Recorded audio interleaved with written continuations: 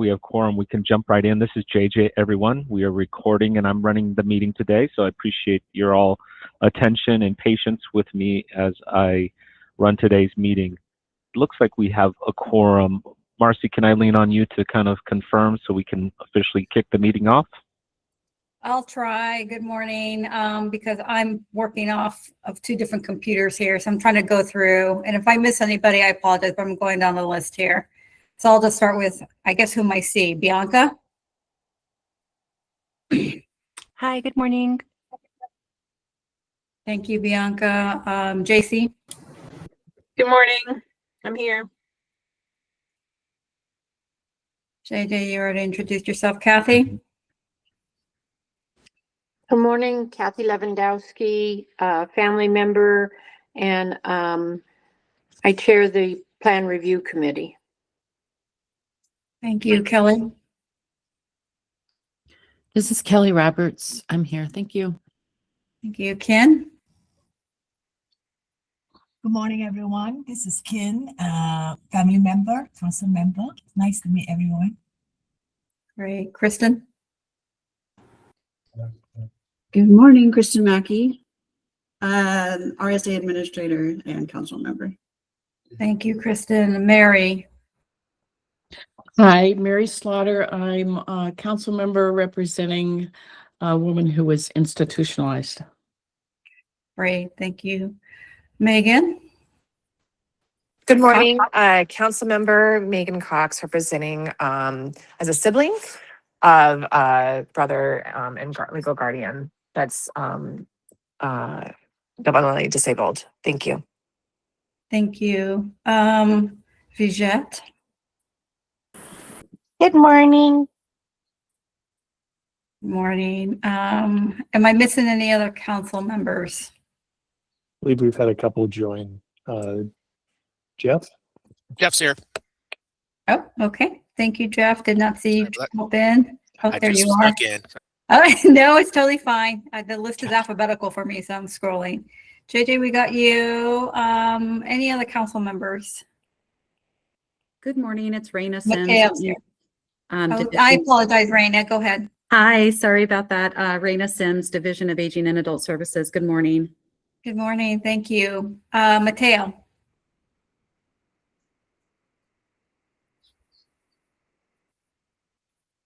think I saw Mateo.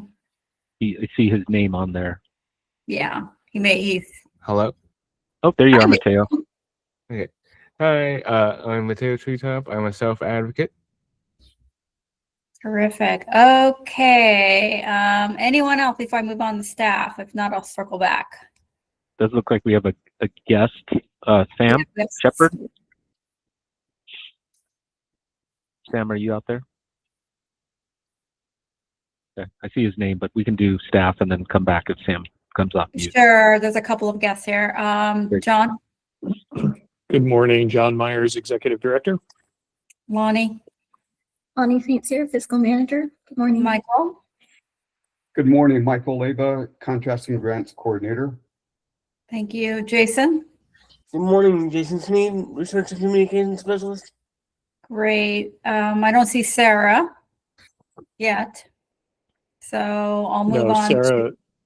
Go ahead. Yeah, Sarah will not be on the call. Okay. Guest, Megan Donahue. Feels like she's staff with us now. I'm here. Good morning. Okay, and then we also have a couple other ones. I see Sam Shepard. Want to introduce yourself?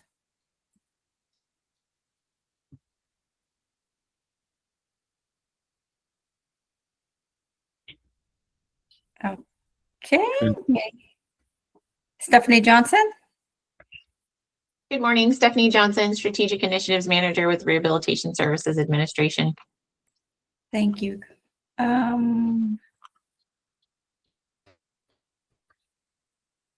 think that's Justin? it. Justin's here. Oh, okay. Missed you, Justin. Yeah, hi all. Justin Harris. I'm with the Arizona Department of Environmental Quality as a section manager for community engagement and used to work at the Division of Developmental Disabilities and just joining to help in any way that I can. Good to talk to you all.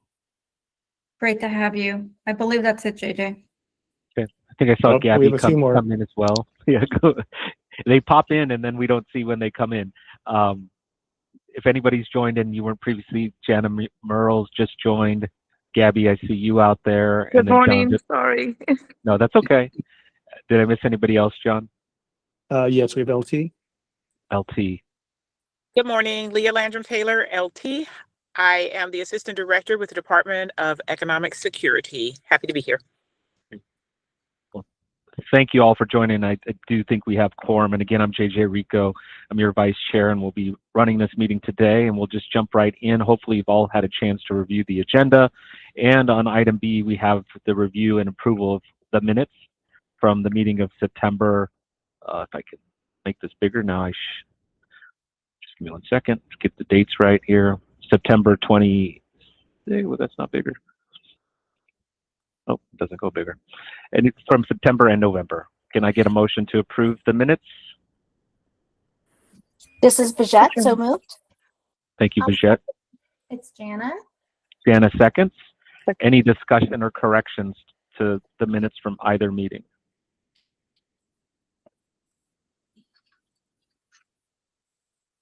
Hearing no discussion or edits for either minutes of those meetings, I will call a vote. All in favor signify by saying aye or some type of emoji, thumbs up, hands up. Aye. Aye. Aye. Any abstentions? Any opposition?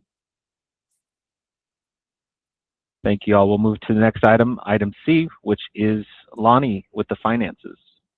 Thanks, JJ and John. So starting off with fiscal year 2024, the council has received a total allotment of $1,500,684 for fiscal year 2024. The obligation period was through September 30th of 2025. The council has fully obligated these funds. The council requested and received a no-cost extension for the project period, which now runs through September 30th of this year, so 2026. There's approximately $3,472 remaining to be liquidated by this September. So again, 2026. The council has received a total allotment for fiscal year 2025 in the amount of $1,497,106. The obligation and project periods are through September 30th of 2026. The council has fully obligated these funds, and there's approximately $737,541 remaining to be liquidated. The final report will be due January 28th of 2028. We are not anticipating a no-cost extension for these funds, so it's going to be imperative that we get the work done by this September.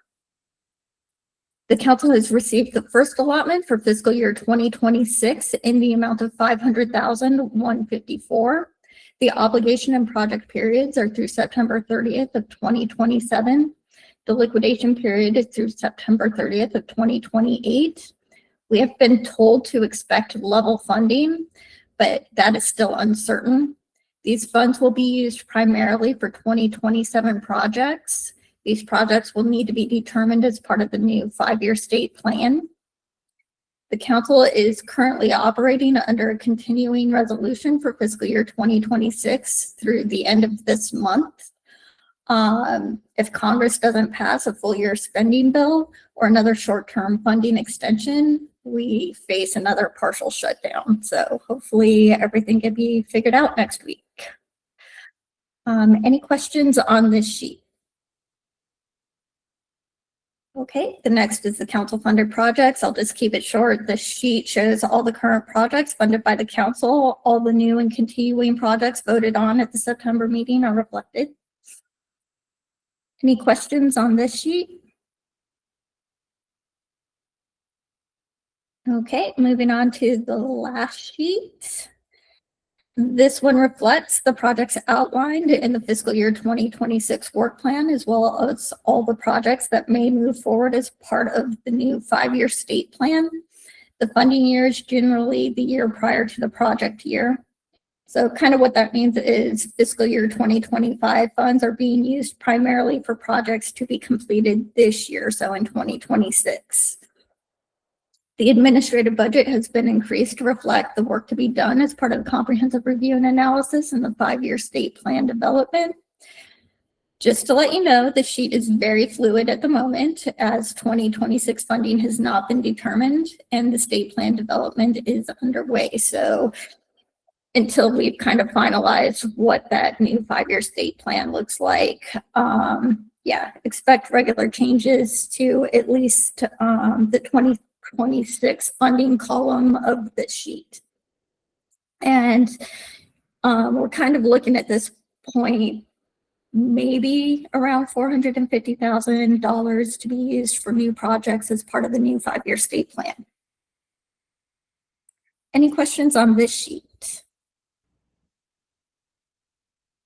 Okay, that's it for me. Thanks, guys. Great. Thank you, Lonnie. Appreciate that. We will go now to the Executive Director's Report. John Myers. Thank you, JJ, and good morning again to everyone. There's quite a lot going on, I think, in all of our lives, and especially in the life of the council. And so this may take a little bit of time, but please, if you have any questions related to these items, don't hesitate to speak up. I'll try to be brief, but there's just a tremendous amount happening. First, I want to let everybody know that our fiscal year 2025 Program Performance Report, or PPR, was submitted in December. We actually got it a day before the deadline.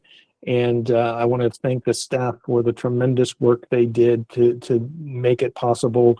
I mean, we actually had the report done before Christmas. We just took a few extra days to do some final review of it and got it in before the December 30 deadline.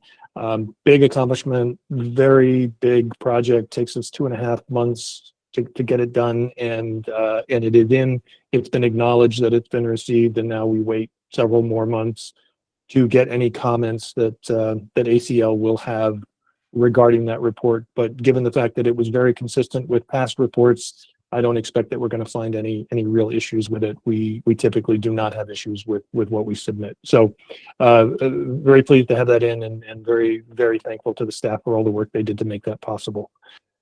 As Lonnie mentioned, we got our first notice of award for fiscal year 26. It covers the period roughly from October 1st of 2025 through January 30th of 2026.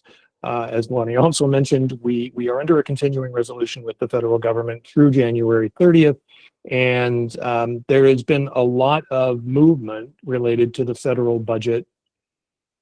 There is several bills, including the Health and Human Services bill, which includes funding for the DD councils and all of the other DD Act programs.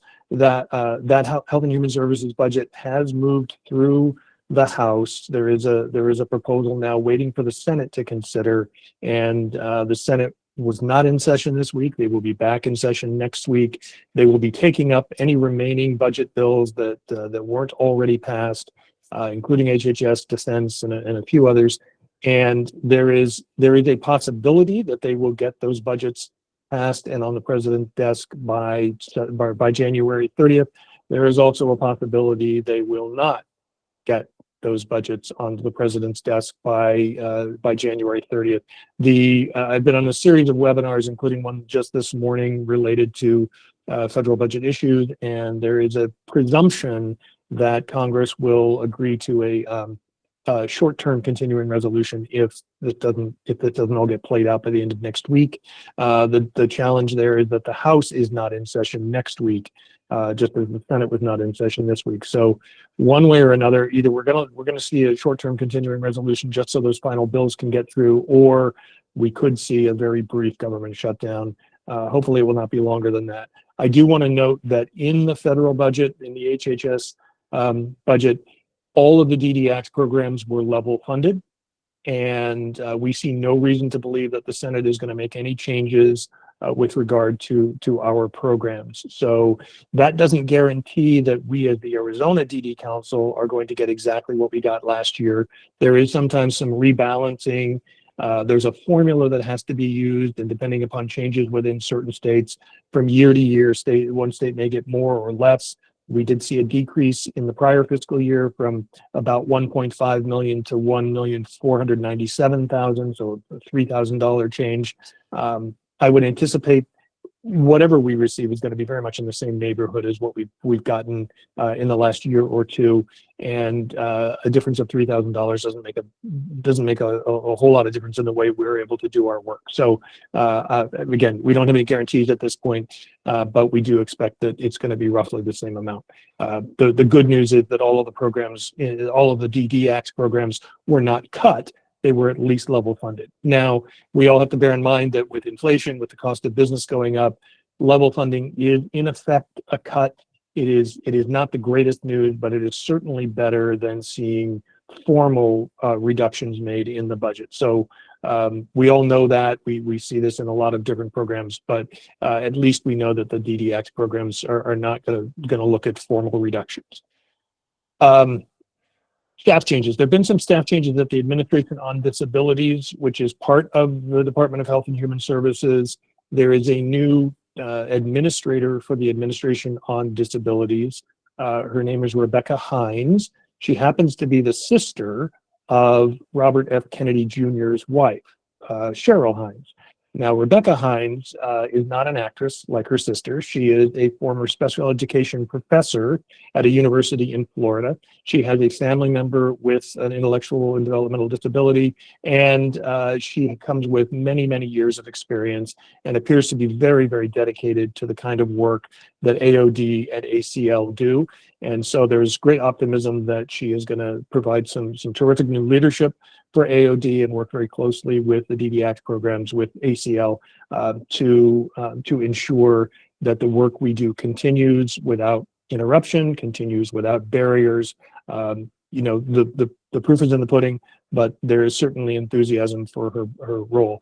Now, also interesting, and with an Arizona connection, her principal deputy administrator is Diana Diaz Harrison. And some of you may know Diana as the founder of Arizona Autism Charter Schools.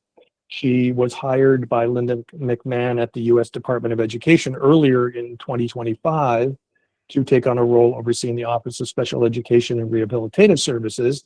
She recently, as of January 5th, moved from the Department of Education to the Department of Health and Human Services, and specifically the Administration on Disabilities, to work with Rebecca Hines.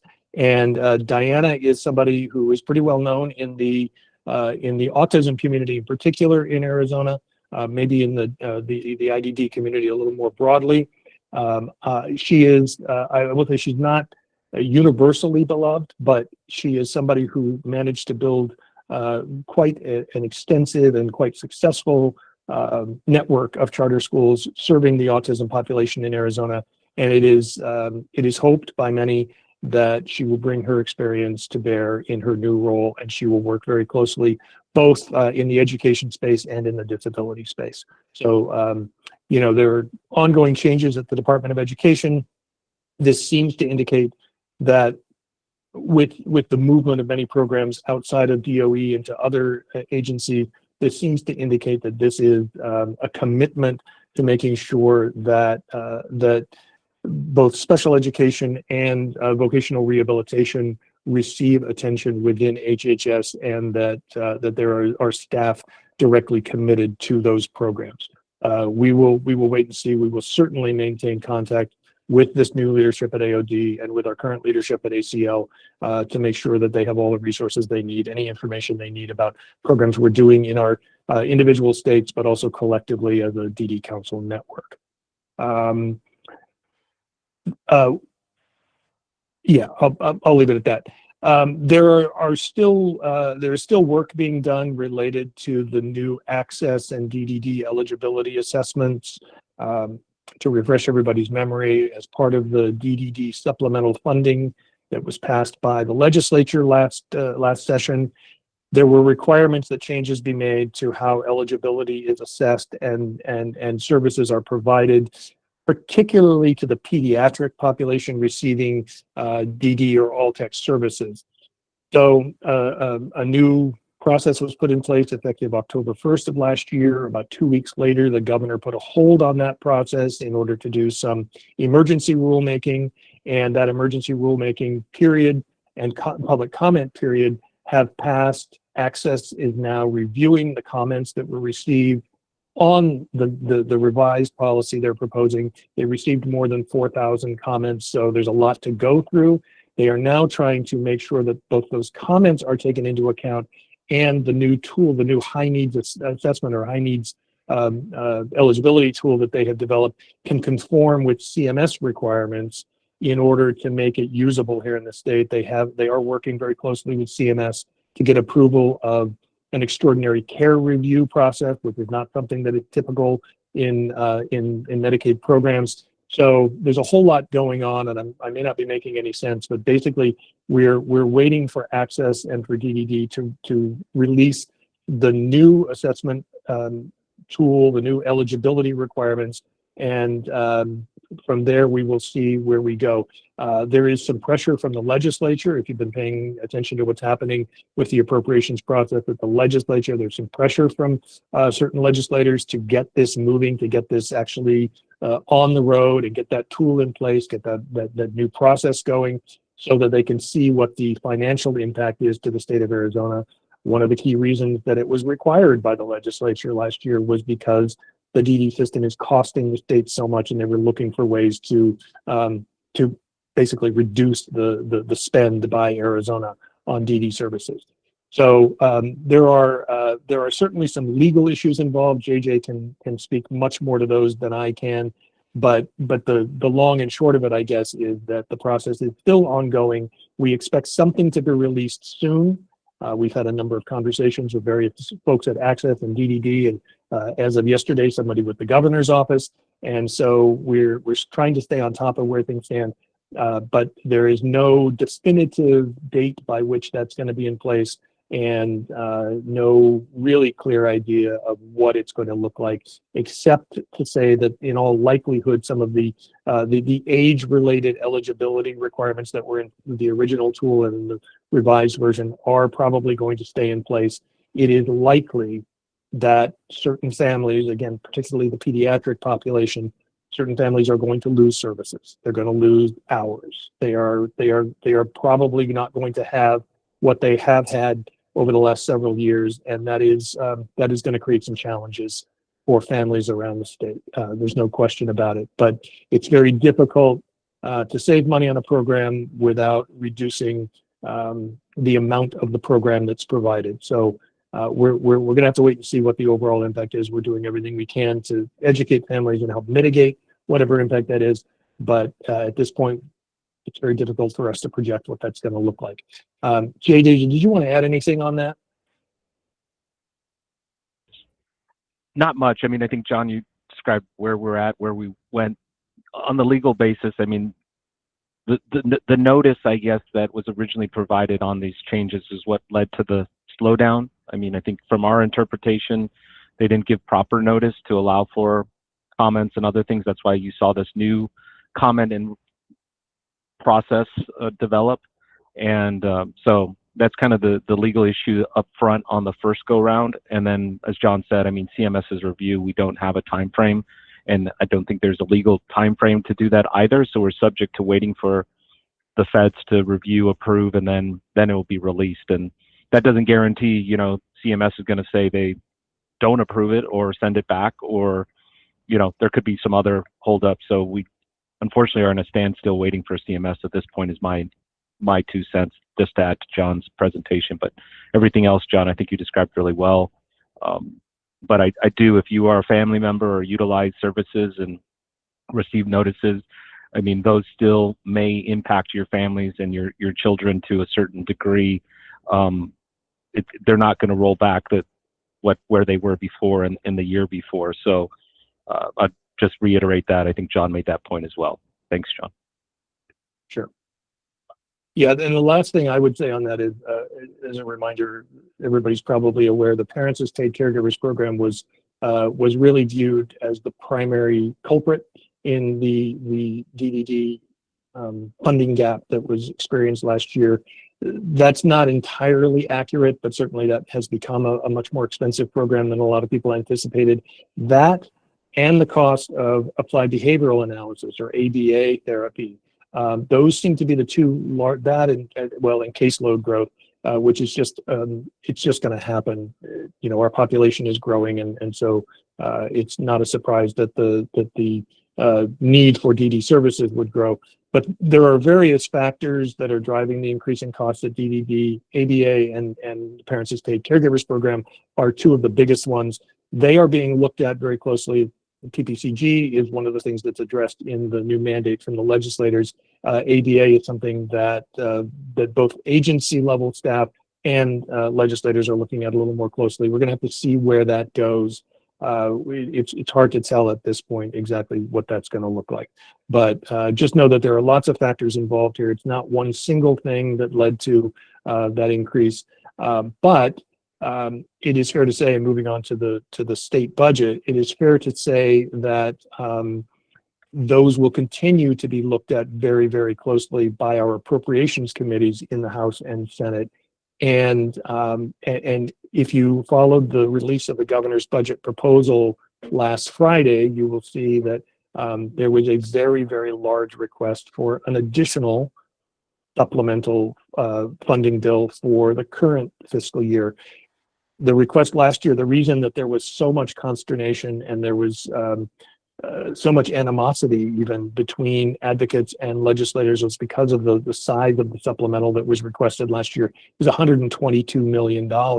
This year, all of the communications we received were that it was going to be much, much lower. It was going to be around $56 million. They already knew as of September they were going to need more than they were budgeted for. When the governor released her budget last Friday, the supplemental was actually $128 million, not $56 million. So that raised a lot of eyebrows. And that, by the way, is just to get through fiscal year 26, which ends on June 30th. So the request was much, much larger. It does not appear that there's going to be quite the same level of acrimony at the legislature this year about funding that. But as I mentioned just a few minutes ago, there are legislators who are very anxious to see these changes implemented and very anxious for CMS to approve the changes so that they can start realizing the savings that they were hoping for when they provided the funding last year. Again, I don't know if I'm making any sense, but we're looking at an even bigger supplemental appropriation this year for DDD. We're I think, on better footing as a disability community and in our relationships with legislators and with folks at Access and DDD around all this funding. So I'm hopeful that it's going to be a smoother process getting that funding approved. But you can see by the size of the supplemental that the costs of the system just continue to grow every year. And I think especially as we look at what's going to happen with HR 1 and its impacts on state budgets, we are going to see further calls for reductions in services or further calls for somehow cutting costs to the DD system moving forward. And what that looks like is really anybody's guess right now. But I believe it's something that we all have to be mindful of, and we all have to stay on top of and be very diligent about maintaining our relationships with legislators so that we can ward off the very worst of what might happen to the DD population. Otherwise, in the state budget, apart from the supplemental appropriation, there is no meaningful increase in anything related to DD services for next year. There is no funding. There is a bill introduced, Senator Fincham introduced a bill for an appropriation to increase provider reimbursement rates. The lobbyist that I've talked to says it's going nowhere, and it's the lobbyist for the Provider Association. She says that's going nowhere. There just isn't money for it. There are no other increases really to speak of when it comes to DD services. So just getting that supplemental to keep DDD going through the fiscal year is about what we have to look forward to. Otherwise, it's a pretty difficult situation. Once again, costs are increasing for doing business, costs are increasing for providing services in Arizona, but the legislature is either not able or not willing to increase the money that's being put into the system. So very difficult situation, only going to get worse as the effects of HR 1 start to be felt and other cuts to Medicaid funding start to be realized. With regard to the rural health transformation grants, HR 1 made, as we all know, huge cuts to Medicaid supports and other federal spending, which will have a tremendous impact on rural healthcare systems, a disproportionate impact on rural healthcare systems, not only in Arizona, but in just about every state in the nation. To help offset some of those cuts, the bill did include a $50 billion 5-year grant program that states could apply for. Every state was given a certain amount of money, $100 million a year for 5 years. They could apply for additional money up to an additional $100 million. Arizona applied for the full $200 million, got $164 million of that, and now we'll need to utilize those funds. Access and the governor's office are sort of overseeing this, but they're now going to have to utilize those funds to help shore up some of the rural health systems and rural health providers around the state who serve, who are 167 million. I'm sorry. Thank you, CJ. I was off by 3 million. So in any case, the program is moving forward, and I believe that the funds will be allocated through a grant making process. RFPs will be going out. Interestingly, though, there's some caveats to this. There are provisions within the funding program so that states have to report on a regular basis, which is not unusual. They have to report what they're doing with their money. But the Department of Health and Human Services has the right to claw back certain of those funds if they're not pleased either with the progress being made, or we could say if they're philosophically not pleased with how the money is being used. So this is not, it's not quite as clear cut as it looks. There are, and I'm sure the folks at Access are, doing everything they can to make sure their I's are dotted and their T's are crossed. But it first of all it has all those challenges associated with it. It also isn't anywhere near what rural health systems probably need over the next 5 or 10 years in order to be as good at what they're doing as they have been historically. So the overall funding, by most estimates, is only about half of what's necessary nationwide, and it's going to be interesting to see whether or not systems can make up the funding that's been lost as a result of HR 1. I'm not an expert on rural health, but I think it's important to note that we do, of course, have a lot of members, DD service members, DD service recipients who are located in rural or isolated communities, and the loss of healthcare, the loss of services in their communities could impact them pretty extensively. So we're hopeful that these funds will help to offset that potential loss for them. With regard to the legislature, I've talked a little bit about the appropriations challenges and funding of the DD system. There are lots of other pieces of legislation already introduced that there are more than 1,300 pieces of legislation already introduced, many of which will have at least an indirect impact on people with intellectual or developmental disabilities. Some have to do with education, some have to do with safety issues, some have to do with employment, and others with such things as elections. We've seen a lot of election and voting related bills in Arizona over the last 5 years or so. Most of them stemming from the 2020 election and how that all played out. We keep an eye on these because one of the things that we are very committed to, and Disability Rights Arizona, perhaps more than anybody, is ensuring that individuals with IDD who are eligible to vote are given the opportunity to vote. And so elections related bills can sometimes further disadvantage people with IDD or other disabilities who have difficulty getting to a polling place or even have difficulty posting their ballots through the mail. So the variety of challenges there. We want to make sure that everybody has the right to vote. Some good legislation related to accessible polling places this year. So that's encouraging, making sure that voting equipment is accessible for people with disabilities. That's a good sign. On the education and healthcare and safety and services side, a mixed bag, some things that could potentially make things more difficult for people with disabilities, additional requirements to be eligible for certain services, sometimes making it difficult for people who don't have access to technology or are not able to get to face-to-face meetings, things like that. So we're keeping an eye. Right now we're tracking 110, 120 or so bills, and there may be more on our tracking list.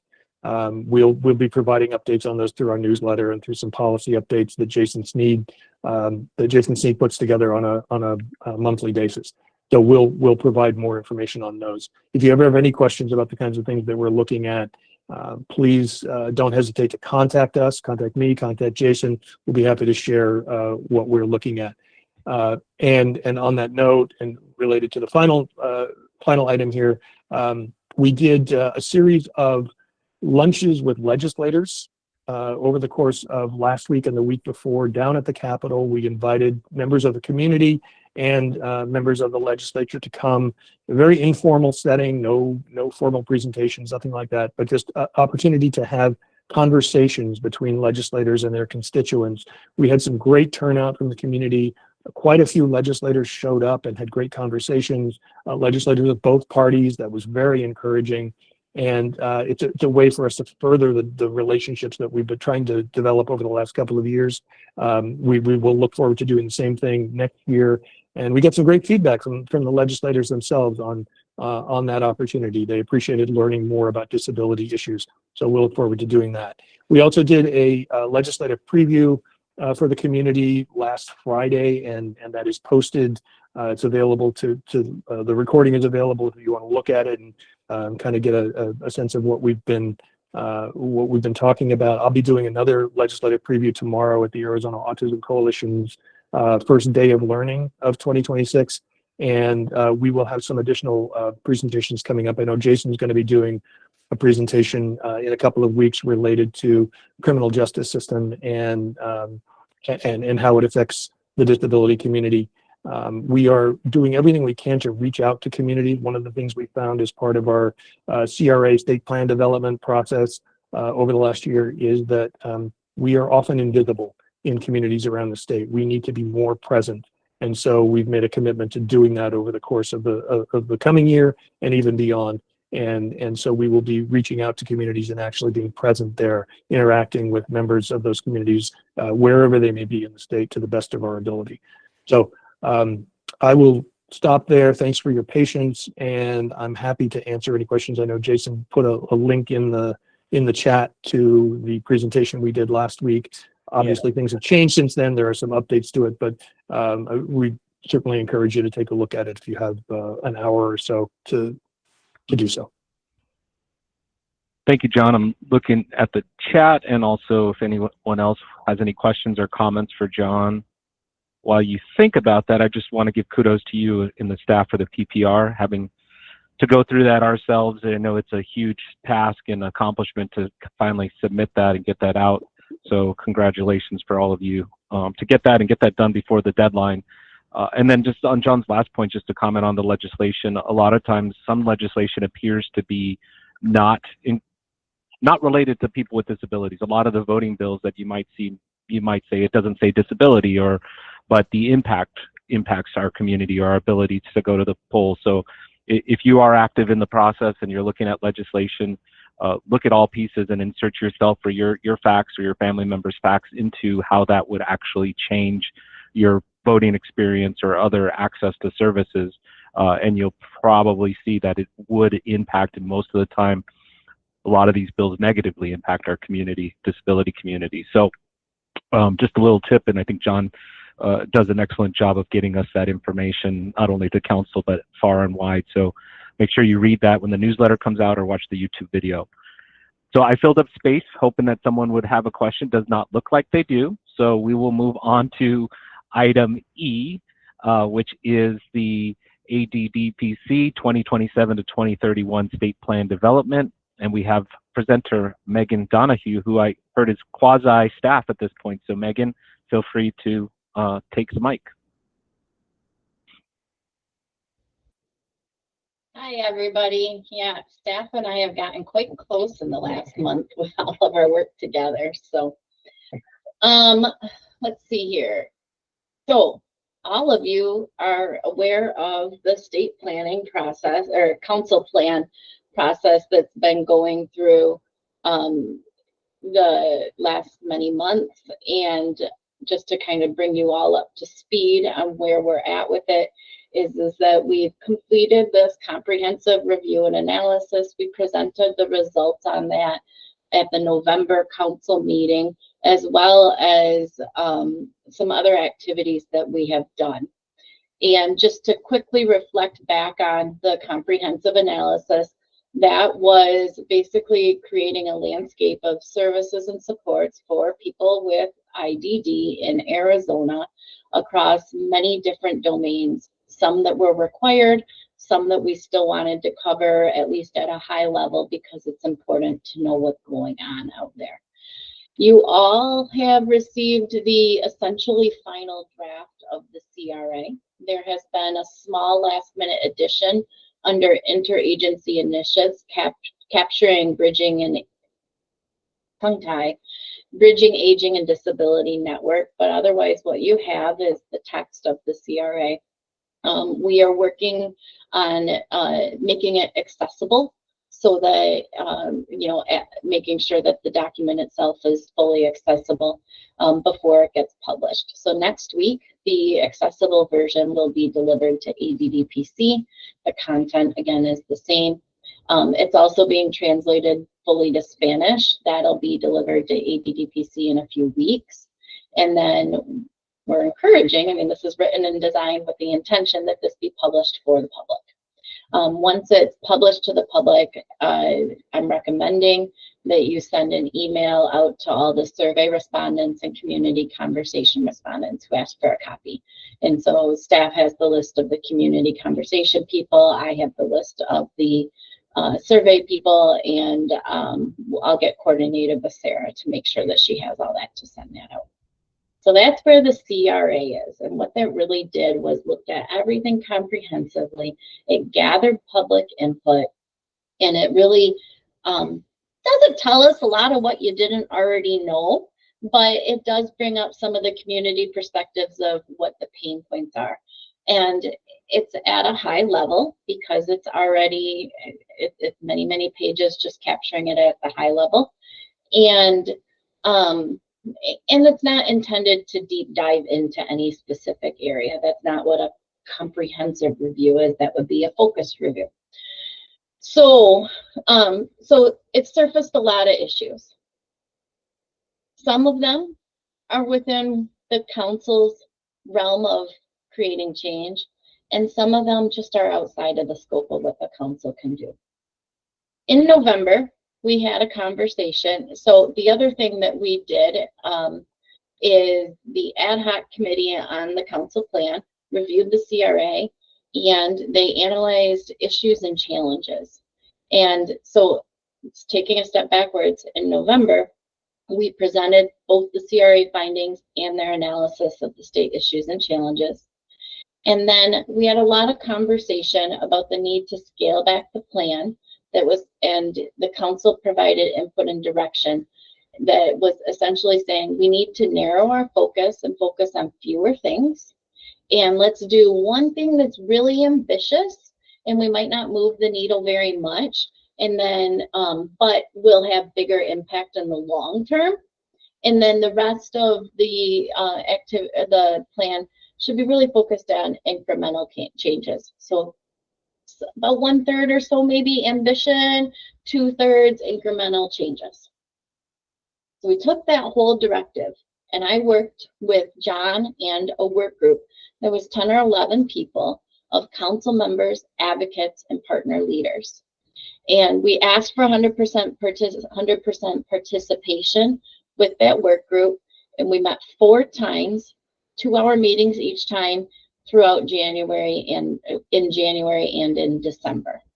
Now, I will say 100% participation was requested, but we all recognize how life gets in the way sometimes. And so, of course, that did not quite happen, but we did have very highly engaging conversations with that work group. So across those 4 meetings, what the work group did was they discussed the council's ambition. They discussed where they want the council to be in 5 years, and then lots of brainstorms on how to get there. Then we started shaping those brainstorms back from major system-wide huge changes to position them where the council can make a change. That whole process resulted in 3 goals with 14 objectives. The current council plan that you're working on is actually, I believe 5 goals, maybe or so, and 14 objectives. And so to scale back the scope to being something that the council can do and to maximize the impact instead of just scratching the surface on a lot, we had a lot of conversations about the importance and impact of those goals and objectives and a lot of clarification. Then the work group and the staff filled out a survey and they scored all those objectives on prioritizing criteria, and they voted for what they felt were the highest priority objectives, and they provided wording feedback. The staff and I worked together and we reviewed those survey results, and what we did was we scaled back the plan to 3 goals with 6 objectives plus 1 more 7th objective that's only acted on in case of disasters. The priorities were based off of the survey input, as well as where council and staff are best positioned to operate on the objectives. And then we did a lot of work rephrasing them for clarity, particularly related to the measurability of each objective. And then we rephrased the goals after we narrowed them down to be more specific to the scope of the 2 objectives versus sometimes 4 or 5 objectives that were in the original process. So what I'm going to share my screen is a slightly modified document of what you were sent. It's got 2 little wordsmiths with track changes on it, so not too much. And just trying to get myself a little bit, cancel this, and then, yeah. Sorry, I have 2 monitors and today I need 3. So we are going to do entire screen to share, and then minimize that. So what this results in is our 3 goals. 1 is from 2027 to 2031, the council will provide leadership to stakeholders in policy, disability organizations, and other community members to support and sustain meaningful change in policies, practices, and systems. So the goals are very big picture, but somewhat measurable, at least with saying where the direction is going, and they encompass all 5 years. And then the objectives give direction on how we're going to get there. And so the 2 objectives that go with this goal is that annually, the council will pursue adoption of policy recommendations on priority issues affecting people with IDD and their families through engagement with policymakers and relevant stakeholders. The other way that we're going to get there is annually, the council will lead efforts at individual, community, and system levels to advance safety improvements while preserving individual rights, autonomy, and dignity of risk. So the first objective is really at providing leadership and convening stakeholders to work on, to really drive adoption of policy recommendations in that leadership level. And the second one is really focused at the continuing the work of the safety that you've already done. So sometimes safety would be a priority issue, but it was decided that it should be pulled out separate because there's so many priority issues, and we don't want safety to get lost in the bundle. So those are the 2 objectives for goal 1. I'm going to go through the whole picture, and then we can take a minute and reflect on each one. And then I should say what we're looking for is approval of these goals and objectives that have been built with all of this input. Or if you really feel that we just really missed the ball based off of what you read in the CRA this week, then talking about and discussing last minute changes that you want done. Because these have to go out for public comment. So I'll explain that whole process before, but I'm just kind of shaping. I'm going to go through each one of these, but then we're going to come back and have discussion 1 goal at a time. And so the second goal is from 2027 to 2031, the council will work to shift perceptions and practices so that 1, more professionals engage effectively with people with IDD. And 2, more individuals with IDD and their families pursue opportunities comparable to their peers without disabilities. So this really, all of these goals come from the CRA. And the first goal, I should reflect, really comes to a lot of people just really felt that the system is broken and that changes need to happen. So systemic changes that really are going to come from taking leadership to advance policy recommendations into actual changes. Goal 2 is addressing that a lot of public input that the community just doesn't know how to work with people with IDD, which is reducing their opportunities, quality of healthcare, that kind of thing. So part 1 is looking at professionals understanding how to work with people with IDD so that it increases the quality of those interactions. And then the other thing that was really came up with the within the CRA is, there's not a lot of people getting jobs. There's not a lot of job opportunities. And if you start working your 5 whys of problem solving backwards, it boils down to the belief that the expectations of people with IDD are low. And so really trying to move that needle towards changing expectations to be comparable of, but we don't want to say other people's expectations. They're really the internal expectations. And so that's what this language is driving at, is pursuing opportunities that are comparable to peers without disabilities. So that's explaining the goal.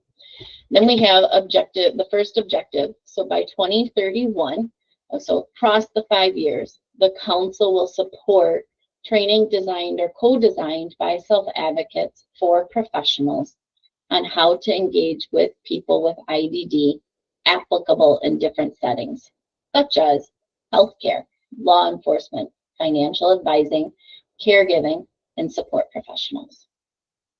And the other objective to get at part 2 would be by 2031, the council will support outreach to individuals with IDD and their families about capabilities and opportunities for people with IDD. So they aim for life goals comparable to their peers without disabilities. So this allows that second one allows a lot of opportunity to further develop self-advocates. It's really focused on that quality outreach because there's a pretty big outcome associated with it. And there can be a lot of different ways and activities that this could be done, including a lot more outreach initiatives trying to get to the rural areas. There also could be some, we talked about community awareness and changing community awareness, and that all falls underneath this. The third goal has 2 objectives that get worked on yearly and 1 objective that gets that is only applied as needed. So from 2027 through 2031, the council will expand opportunities for community inclusion so people with IDD and their families experience increased belonging, meaningful participation, and connection in their communities. The first way that we're going to do this is annually, so every year, the council is going to support and strengthen organizations across Arizona, so not just Phoenix, to implement community inclusion initiatives that expand meaningful participation opportunities for people with IDD and their families in areas such as education, employment, housing, and civic engagement.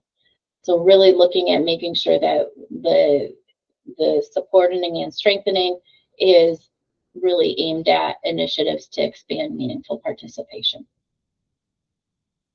The second objective, annually, so every year, the council will strategically support community events across Arizona that are promoting sorry, I don't want to paraphrase yet. So annually, the council will strategically support community events across Arizona that promote meaningful participation, build connections, and strengthen the sense of belonging for people with IDD and their families in their local communities. And then the third objective is really meant to give you flexibility in case of a time of disaster. And so, so you don't have to go in and get approval from the project officer to do it. You can just react. So the council will support people with IDD and their families in emergency preparedness and disaster response by collaborating with emergency management agencies, community organizations, and other stakeholders to ensure access to disability-informed information, resources, and assistance during natural and human-caused disasters. So this is just during natural and human-caused disasters that this objective gets worked on. So that is taking what you're currently working on with 14 objectives and spreading everybody pretty thin to narrowing the focus, but also providing the opportunity for meaningful change. The second goal is of the shifting perceptions is highly ambitious, and it's something that showing the impact of is much longer term than will be gathered over the course of the next 5 years. However, there will be trends that can be shown that are indicating where we're heading and that we're pointing towards the impact that we want to make. So that being said, what we're looking for today, by the end of the day, is approval or direction for some last minute changes. And so I'm going to open this up for a little bit of discussion on where you feel that we are at with these goals and overall, and then if there's anything that we want to change, anything that we want to reflect on to the different specific goals. John, do you have a preference in which order we have that conversation? I think I would defer to you.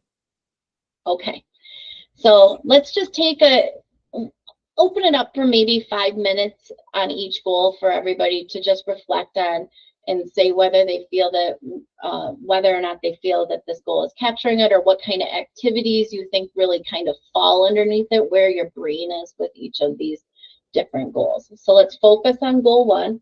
I'll make it a little bit bigger. And then now that Megan, you've seen the edits. Megan, this is Marcy. Can I just add something in there before you begin and getting feedback? Can you just clarify where the DD mandate of self-advocacy and leadership falls under? Because there's been some changes about how it's no longer a goal. Yes. Okay, so the DD mandate of self-advocacy, I don't have any of those notes of the specific language right in front of me, but there are annually 3 types of activities that have to be done by the council. And so one is increasing the number of self-advocate leaders. There's one that's strengthening self-advocate organizations. And there is one related to increasing the number of self-advocates that are in coalitions. And I'm paraphrasing them. I don't remember the specific language. So you need every year to work on activities that do, each activity needs to do one of those 3 things, and together those activities need to cover all 3 of those things every single year. That's at the activity level. And so we don't have a specific objective or goal that captures those, because we felt that they fell very heavily under objective 2B and the 3A and 3B. So there's room for those activities to really happen. 3A, not 3B. So 2B and 3A are where those activities would fall. And instead of prescribing it in the specific plan, we're actually putting notes into the work plan of where to call that out to make it very clear to the feds when doing annual reporting. Does that answer the question, Marcy, or did I miss the boat? Thank you. You're welcome. So I'm going to just shift my gear so you can shift my view so that you can see the final wording without the markup, because it's a little cleaner. But these are very, very small changes from the document that you received on Megan, as you Who's do next? that, this is JJ. Jana just had to leave the meeting early, but just to read her comment in the chat, she says, I'm giving my approval and thumbs up with the goals that Megan has presented. So just so that you and the council note that comment in the chat. Thank you for saying that. And let's open the door to any discussion on goal 1 for now.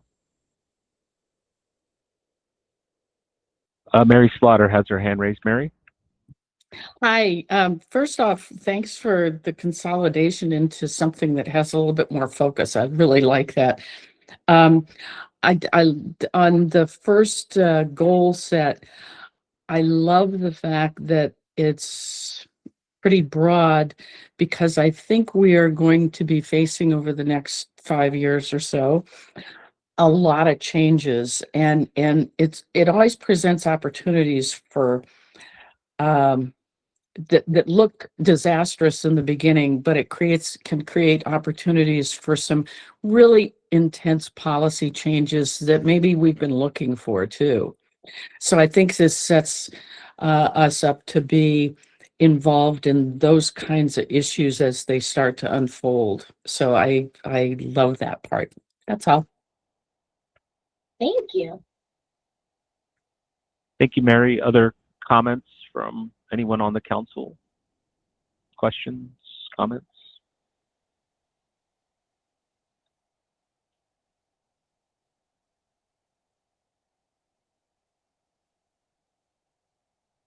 Okay, well, we'll pause and go to goal 2.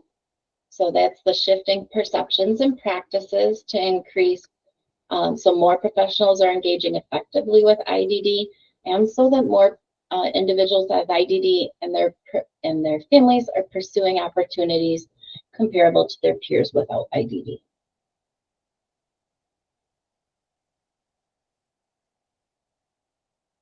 Mary Go ahead, Slaughter. Mary.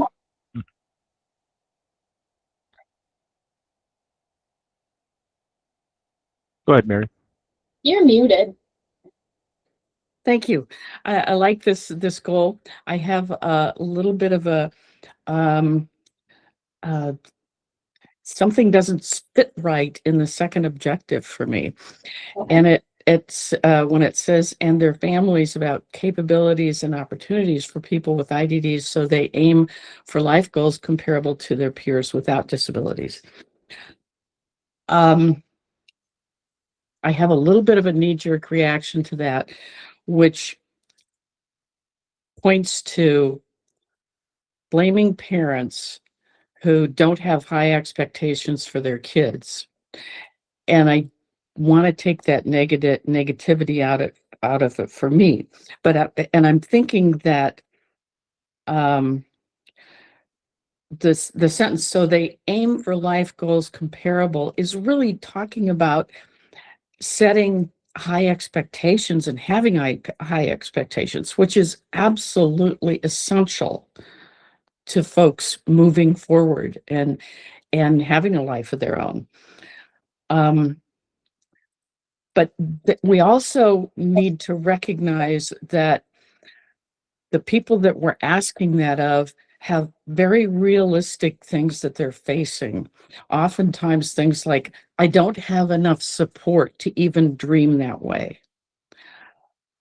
Give me a break. There are so many obstacles in front of me. How do you expect me to have higher expectations?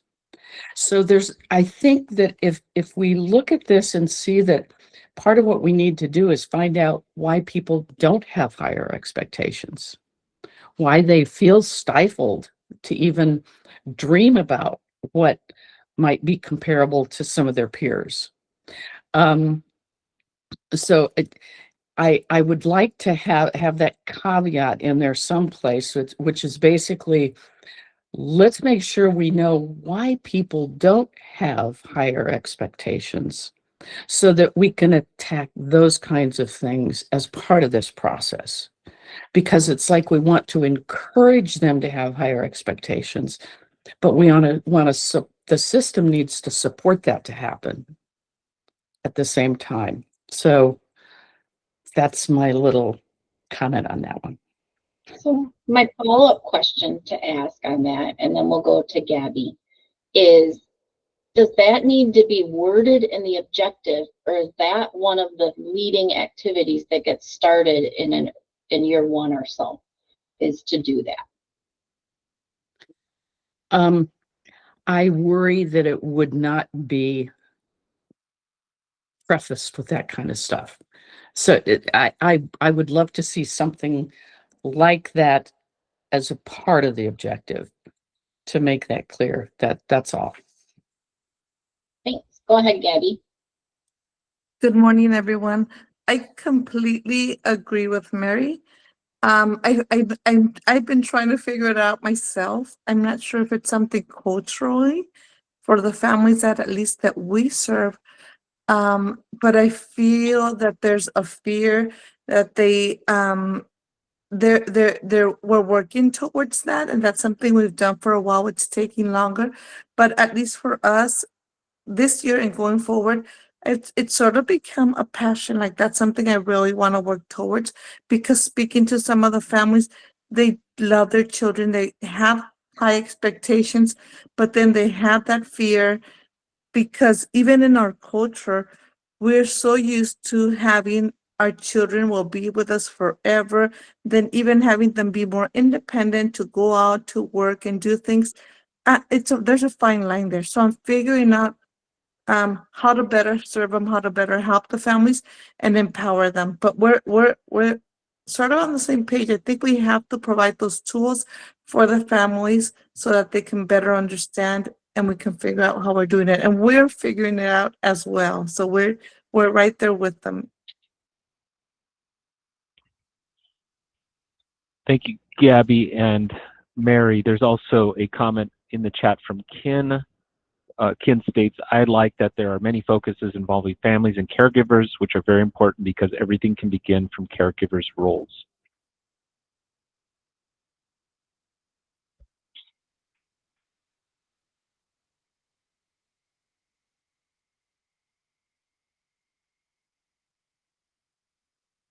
Any other comments on this goal and objectives?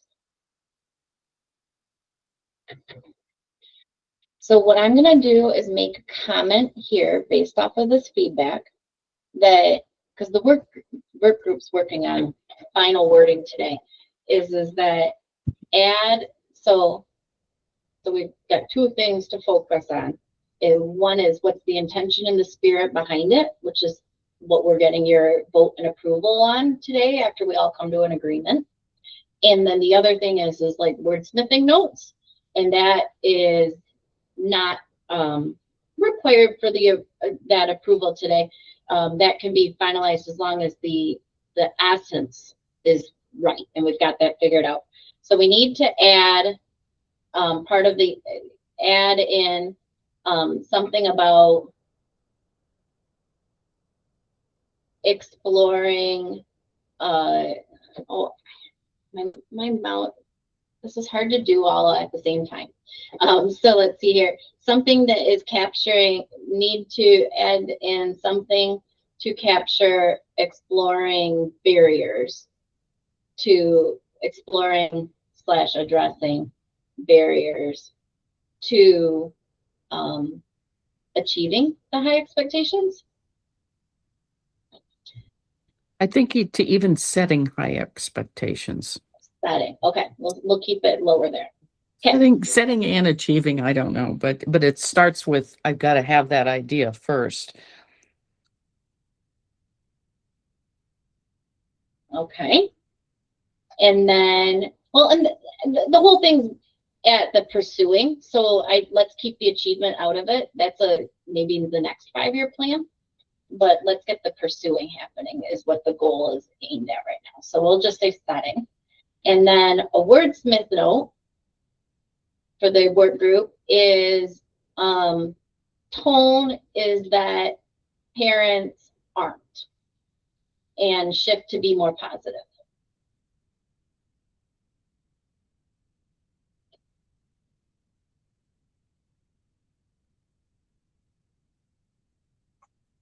I don't know how emotion will actually get worded, but right now we're kind of going forward with that being included unless the motion explicitly excludes it, sort of thing. Any other comments on goal 2 and the 2 objectives?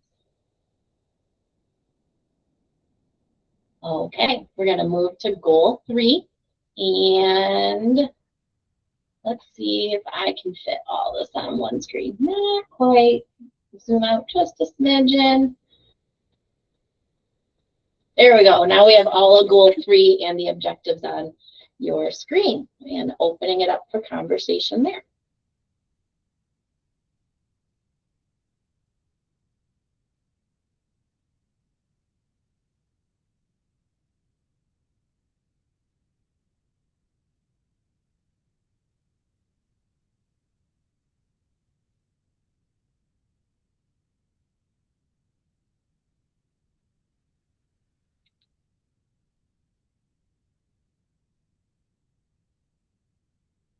Not hearing anything. JJ, did anything pop up in the chat? Nothing in the chat either. Okay. Well, now we'll open the discussion to the plan as a whole and anything people want to reflect on before moving into a motion. That's probably out of Robert's rule order, but any discussion on the plan as a whole?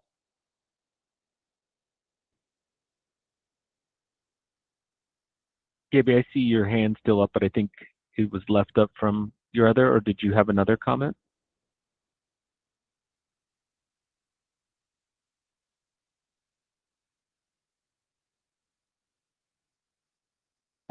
Ken put another comment in the chat. Most parents lower or give up any expectations because there's just insufficient appropriate supports are available.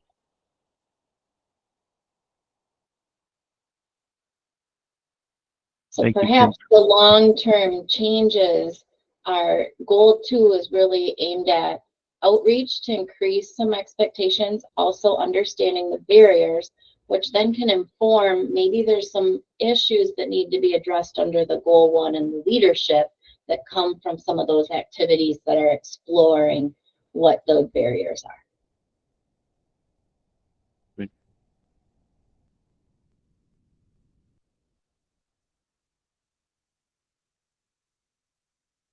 Kathy, oh, go ahead. I would also say that there is kind of a lack in overlap for services, when it comes to people with either complex or more in-depth disabilities, because either people haven't, it's either a combination that, people don't realize that could happen, or that, it's kind of a thing of passing the buck as well, of, who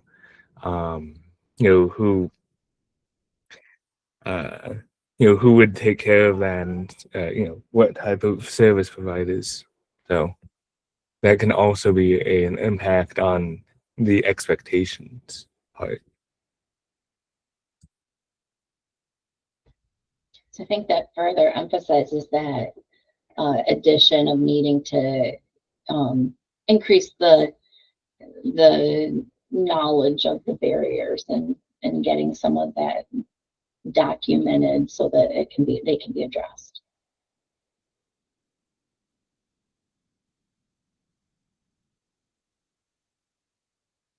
Kathy, you emailed me earlier talking about disasters. Do you want to bring up your question to the whole group? Sure. My question was, have we thought about what we define as a disaster?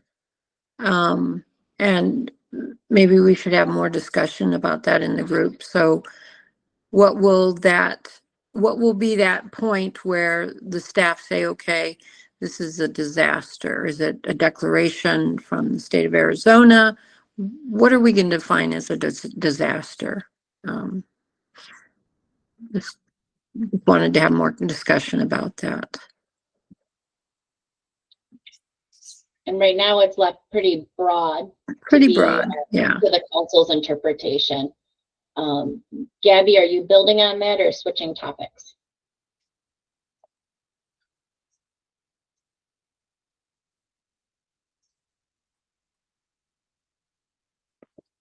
Gabby, did you have any other comments? No, sorry. That's okay. I do have one other comment. I feel that what we should might be able to include when we were talking about culture, I believe that is super important that we understand the culture of our community. And I think that would make us more effective in how we deliver training or services to our community or how we communicate. But I also think that when you look at the ADDPC mission, vision, and values and beliefs, that we should somehow restate those somewhere with our goals and objectives, because I think they are strong. And I like what because I was thinking, well, maybe we need to look at our mission, vision, and beliefs, see if they need to change with our, revision of our goals and objectives. But I think they're very strong, but I think they need to be linked so people can understand what we truly believe in. Just a thought. When we're going to get to the next steps in a few minutes, but when these get released for public comment, some of the invitation to public comment was going to reflect on some of the values of the council, like the cultural responsiveness is embedded throughout all activities, recognizing and intention towards underrepresented groups. And we have a list of 4 or 5 different values that need to be really into all of the different activities that fall underneath this, instead of being extra wordy at this level. And and then some kind of summarizing or a link to the mission and the values and stuff. Summarizing with a link to the more detailed would also be part of that invitation. I think that would be very helpful to link them. So you show, okay, we're doing this because of our values and our beliefs, that kind of thing. Yeah. Gabby and then John.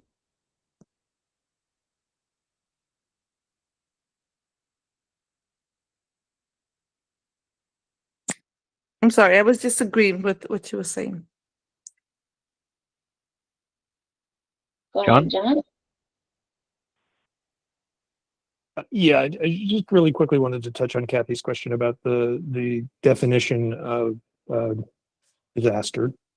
Our interpretation of what ACL has told us, and this is something that we're required to build into our plan in some way. Our interpretation is that it really relates to a natural disaster or other significant public safety event. Now, I think we have the flexibility or the freedom to expand that definition if we wish to, but the way it's been presented to us, it is just it's a wildfire, earthquake, tornado, that kind of thing, or again, some other kind of public safety event, a gas line explosion or something like that. And so our focus to date anyway has been on working with emergency preparedness and disaster relief agencies to address them. But if we want to get into more detail on that and broaden it, we certainly have that opportunity. And to build off of what John said, this is not a requirement. This is a strong recommendation to give you flexibility. Because if you don't have this in your plan and a disaster occurs, now you need to write an objective and go back to the ACL and have them approve that objective before you're able to act on the objective. And so by having this built in here now, it gives you the flexibility to react quickly. It's not a requirement, it's not a mandate or anything else. It just gives you the option to act. Thank you. That's helpful. You're welcome. Any other questions, comments, discussion, or anything related to the goals and objectives of the plan?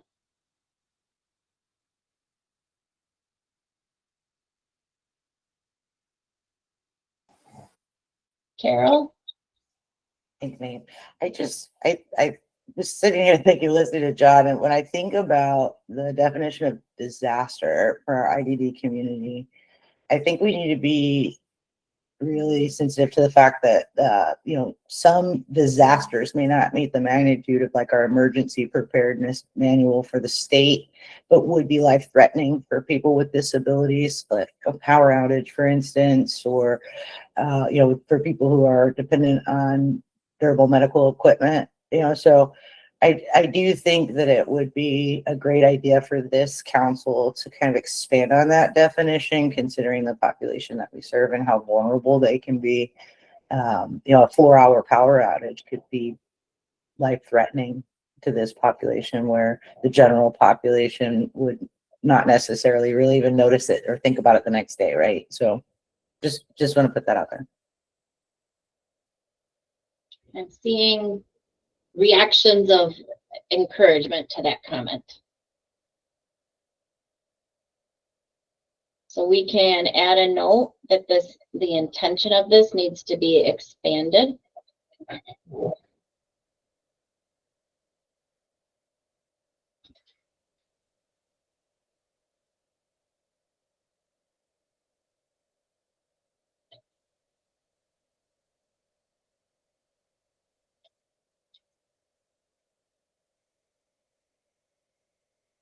So I'm saying the intention is what is meant by disaster needs to be more inclusive to what a disaster is to people with IDD. Did I capture that, or did I just get too broad to be actionable?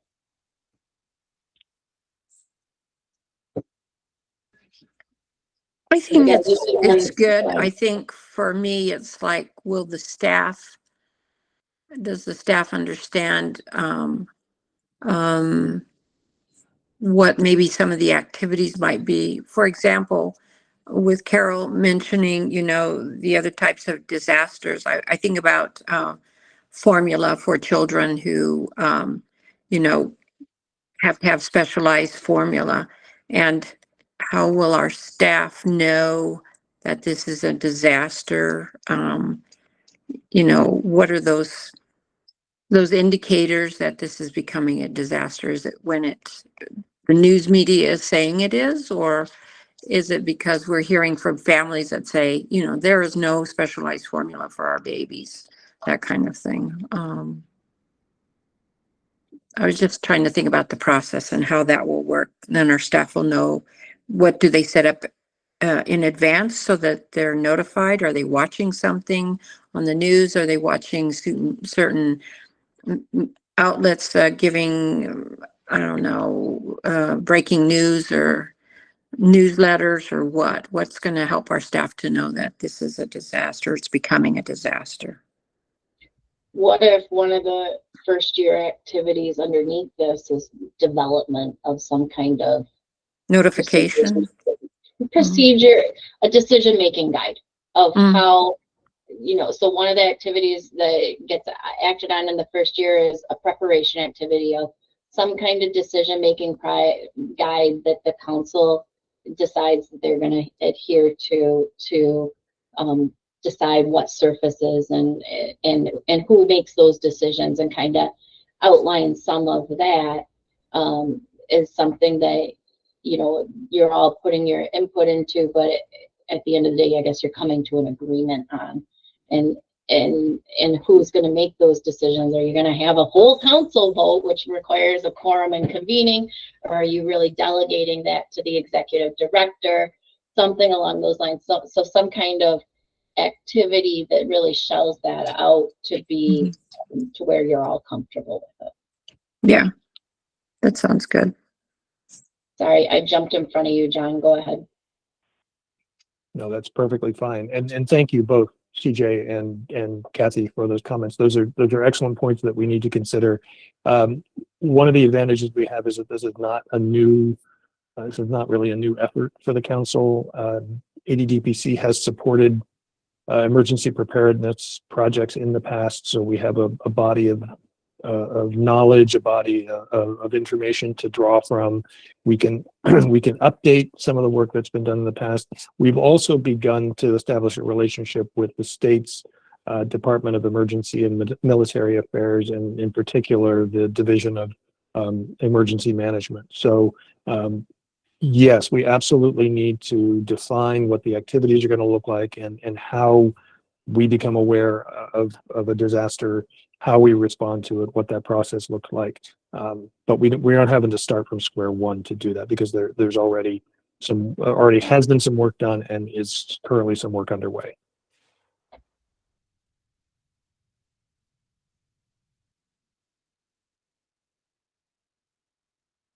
So I'm going to just share what the next steps in the whole process are, and then I'm handing it over to all of you leaders to decide how you want to proceed with voting on this.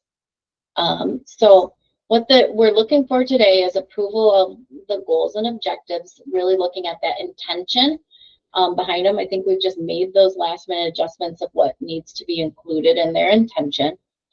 Then this afternoon, I am meeting with the work group and staff to do final wordsmithing. So there will be no substantive changes to these. It's just actual wordsmithing for clarity. Then they are prepared for public comment. The public comment period is February 2nd through March 19th. It's a 45-day public comment. The comments are solicited electronically in a survey that's including accessible and the formal language, and it will be offered in English and Spanish. ADDPC is promoting the receipt of the public comments. I am collecting and tracking the comments. I'm going to then sort those comments into substantive, this is a hard word for me to say, and non-substantial comments, okay? The substantial ones are going to be discussed by you as a council and decide if changes need to be made for the 5-year plan. And if those are substantial changes that are made, then we go into another 45-day comment period. Non-substantial changes that are just wordsmithing, clarity, that kind of thing, or just confirming, hey, I'm on board with this. Those are non-substantial changes or comments, and may result in some clarifications on the goals and objectives, but as long as the spirit and intention is the same, we don't go into another comment period. During this 45-day public comment period, staff's going to start working on the work plan based off of these goals and objectives. At our March council meeting, I will be discussing those substantial comments and facilitating decision making. And then we're also going to be having a discussion that gathers your input for evaluation planning. If a second comment period is needed, that'll go from April 13th to May 28th, which gives us a little bit of time to react and make decisions. And then the June 26th council meeting is really focused on approval of the overall plan that includes the goals, objectives, the evaluation plan, logic model, work plan, and budget. That is everything I have to share. I'm giving it to you leaders to decide how you want to go forward with a vote. Great. Thank you, Megan. This is JJ, everyone. Thank you. Appreciate that. Appreciate the presentation and participation from those of you who had comments, questions, and additions.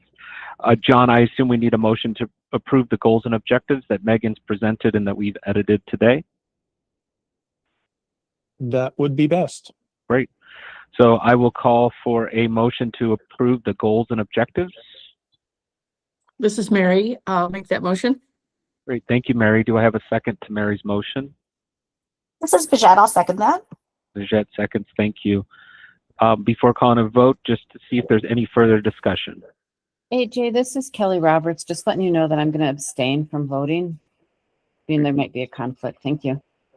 We will note your abstention. Any other abstentions will go out of order since Kelly started with Sorry about that. It was No, kind that's of my okay. head. It was rolling. Sorry. Hey, you're all good by me. It made sure I didn't forget to call for abstention. So if there are no other abstentions, let's call for all in favor, signify by saying aye, raise your hand, thumbs up emoji. Aye. Aye. Aye. Aye. Ooh, that's exploding one. Any objection? All right, see none. Motion passes. Thank you again for all the work and the work group that's going to work now to just do a final wordsmith. And thank you to Megan for all the work that you've put into this and that you will be doing. We really appreciate it. On behalf of the council, thank you. So we will move on to announcements. Item F. Does anyone have an announcement?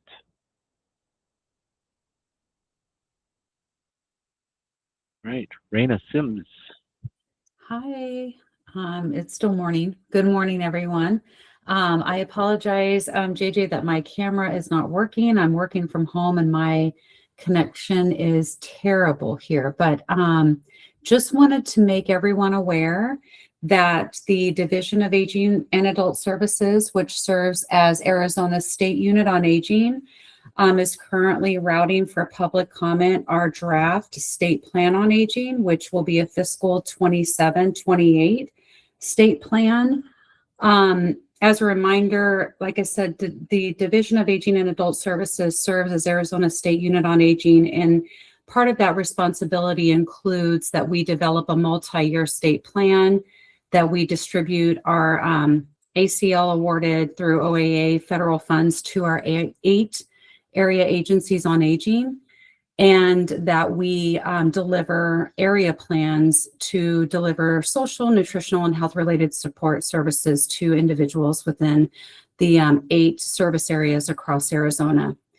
Our current state plan does expire September of this year, and the development of the draft state plan, which I'll share, I believe John might be sharing a link to our draft state plan, as well as the link to our public comment section and our public forum, which will be virtual February 3rd. But the development of the draft plan has spanned more than a year, and much to what Megan said, had quite a comprehensive environmental scan, which included more than 22 stakeholder interviews, of which ADDPC was one, as well as more than a dozen focus groups, and then virtual and in-person public forums that were coordinated with our 8 AAAs. So a couple of key things that I wanted to point out with this draft state plan. Again, this is a 2-year plan, so that's different. Majority of the time we develop a 4-year plan. The reason behind the 2-year plan is we are sort of resetting our timeline here in order to line up with the Older Americans Act, which does indicate that the state plan should derive from our area agencies on aging. And so we're resetting that timeline in order to do so. The 2-year plan will span over federal fiscal years 27 and 28, so will become effect October 1 of this year and will span through September 30th of 2028. There are 3 overarching goals that were comprised from all of the stakeholder feedback that has occurred over the past year. The 3 goals are strengthening a system-wide coordination through the development of a multi-sector plan on aging. So that's key and definitely does align with much of what the council has learned about and will be focusing on in your state plan, which really does speak to the need for a statewide, a stronger statewide system of coordination. The second goal is reducing barriers and promoting healthy aging through increased outreach and education of services. And then the third goal is recognizing, supporting, and sustaining formal and informal caregivers. So if you access the link to our state plan on our page, which is des.az.gov/services/older adults, you'll drop down to a link on publications. And from there, you can both access our draft state plan as well as the link for public comment, which will be open through February 16th. You can also access the link to our virtual session, which will be open to the public on February 3rd. So if you click on that link to the virtual session, it will not be live until February 3rd, but there's information for both the public comment and the virtual session. Once this public comment period ends, we will send our draft state plan to ACL for their initial review. That's due by March 1. ACL does have 120 days to review the state plan, and that is the specified timeline in the Older Americans Act. And then it will come back to us for routing to the governor's office for signature and final approval to implement October 1. And I'm happy to answer any questions, but if not today, you can always email me. I'm at rsims@azdes.gov, and I'll drop that in the chat as well. Thank you so much, Rena. Appreciate that and the opportunity to participate in the process. Any other comments? I will fill a little air with some announcements from DRAZ. Disability Rights Arizona will be having its virtual African American Conference on Disabilities in February. You all should have that link, but I'll drop it in the chat as we progress and finish out the meeting today. This will be our only conference this year, as we are supporting the conference solely by independent fundraising dollars. So, and Ronaldo is retiring, which is the second announcement. So if you all don't know Ronaldo Fowler, you know, he's worked for DRAZ for 41 years. So we'll be celebrating his retirement the first Friday of March, and a little celebration. If you'd like to have a festive time, please join us. Tickets are for sale. I'll drop that link in the chat as well. So DRAZ, again, conference coming up. We will not have the in-person this year conference in June. So this is your one chance opportunity to participate. The positive about a virtual conference is anybody can come at any of those sessions that they feel they can attend, and it's all free this year. We do obviously ask for any donations or contributions if you're able to make them, so we can further continue the conference well beyond Ronaldo's retirement. So that's my announcements. If anyone else has any, this is that opportunity. If not, we'll do a call to the public. Kristen Mackey. Hi all, this is Kristen. Just in the theme of state plans and ongoing information on state plans, the WIOA Workforce Development State Plan is going through an update this year. This will be the last year of the current 4-year state plan. We have been promised from the Departments of Ed and Labor some information on what needs to be updated for about the last 4 months. We still don't have it. It's supposed to be due in March. But we have to do state plan, we have to do all those updates. So we are beginning work on it, pending the guidance on how to update and what needs to be updated.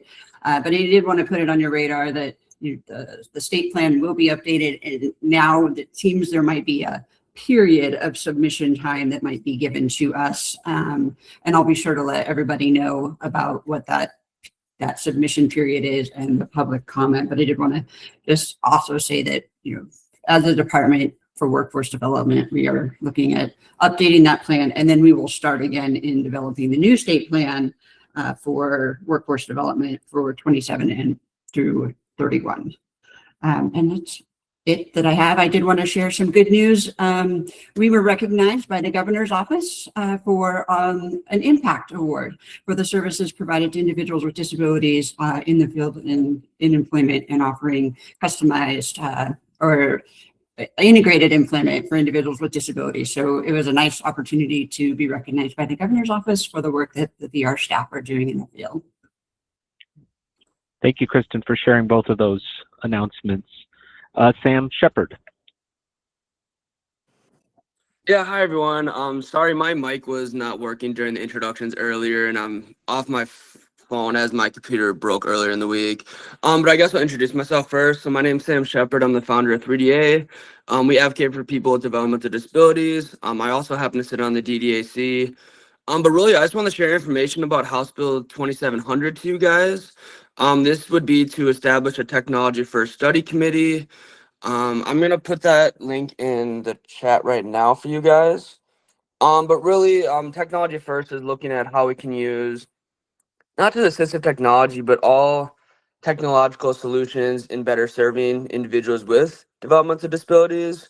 I think this will first and foremost help people with intellectual and developmental disabilities gain independence in their lives. I think it also alludes to what John was referring to with the DDD funding at the Capitol as well. I think it can definitely alleviate some of that stuff long term.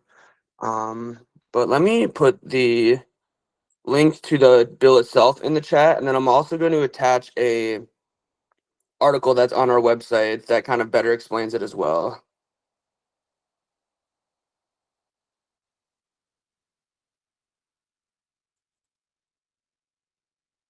Did you want me to go in more in depth with it, guys, or I can just leave it there if there's questions? I'm looking, Sam, if there's any questions. I did see your link in the chat. Any questions for Sam? Hi, Sam. This is Kelly Roberts. I'm the Executive Director of the Institute for Human development. We also house the State Tech Act project. Are you looking for people to serve in any kind of work groups or anything like that? Yeah, so I know Clayton very well. Okay, good. I was just Yeah, gonna yeah, say and that. I've been connected Awesome. through the tech and safety work group as well. Okay. And me, John, and Clayton actually were in Tennessee. Feels like forever ago. But I guess it was only 2 or 3 months ago now. Right. But Awesome. Thanks. So I yeah. won't communicate with him. I'll let you do that. Thank you. Great. John, did you have a question or a comment about Sam's? I just wanted to provide a little context. As Sam mentioned, he is on the Technology Access and Safety Work Group that is part of our Bridging Aging and Disability Networks community of practice.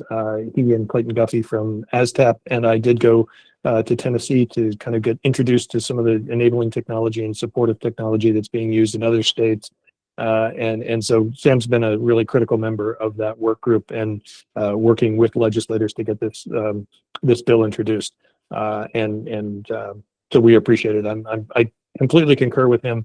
The greater use of technology, greater introduction of technology into the lives of people with IDD could be a tremendous cost saver as well as a source of support for the IDD community. And we look forward to the progress we're going to make on this in years to come. Great. Thanks, John. Okay, I'm just looking out there. Thank you, Sam, too, for presentation. Sam put 2 links in there if you guys aren't looking in the chat, one about his organization, the other one with the link to the proposed bill.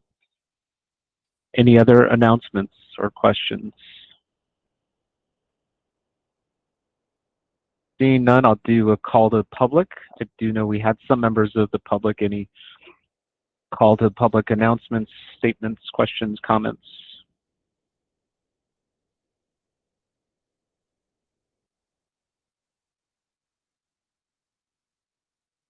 Okay. Michael Leva, just a comment. Congratulations to RSA on being recognized by the Governor's Office for your work to promote employment for people with disabilities. Not hearing from anyone else in the public, I'll officially adjourn the meeting as of 11:43. Hope everyone has a great rest of their Friday. Stay dry and have a nice weekend. Same to you.